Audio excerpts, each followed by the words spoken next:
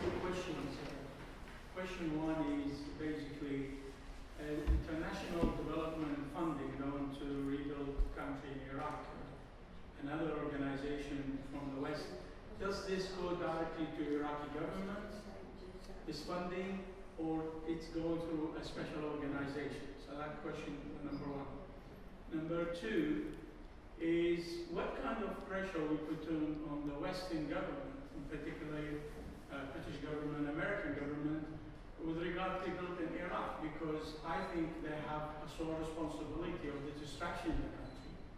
Number two, they left Iraq from the richest country to the poorest today and the most corrupt by their contribution by installing an incapable government through Ambassador Paul Bremer, if you remember.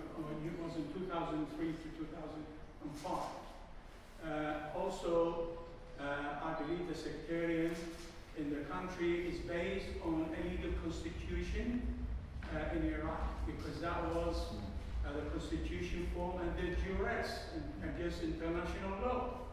And that is, as long as the American armed forces in Iraq, although there is a government, Iraqi government, but they were incapable of putting constitution together.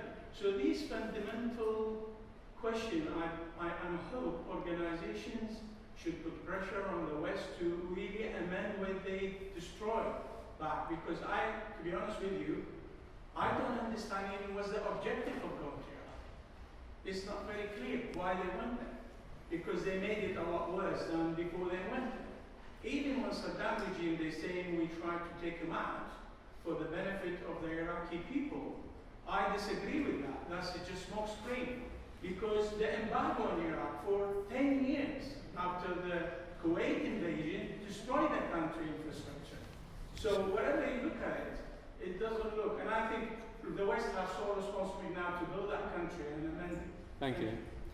So there's two questions there. One is the aid to Iraq dispensed primarily to the Iraqi government or through other agencies? And secondly, what pressure is there on Western governments, US, UK, to rebuild Iraq? You answer the first one. You probably know more about that. I would struggle to answer the first one, but I would certainly say in relation to the second one, there's been a long campaign over the last 10 years waged by Justice for Iraq that was set up a decade ago to address precisely these issues, and currently with no success. We still await the Chilcot inquiry, which will lay out the full amount of blame on the British government, which is coming out in July. Delayed yet again, this time to not embarrass Tony Blair for whatever reason. But at the same time, the British government continues to bomb Iraq. The American government continues to bomb northern Iraq. And if you look at the material, it's not remotely reported in Western media, but every week there are dozens and dozens of Iraqi casualties. And as Munda's presentation showed, the cities of the north, which are currently occupied by ISIS, are being flattened in the attempt by the West to drive them out of their habitat. On the dispensing of international aid, the official position of the United States and the rest of the governments that everything goes through the Iraqi government. There are some exceptions with the Kurdish regional authority where several grants and things were sent to through them directly. But increasingly, I think, the United States and the British government are insisting that things have to go through the central government in order to influence that government to do something. And I think generally I believe that they have given up the idea of splitting Iraq into 3 or other places, as was the case when Biden suggested it and the Israelis pushed for it. Seems to be the case now that they are convinced that it's going to be worse if they split Iraq. So at least this issue is no longer paramount about splitting Iraq into pieces.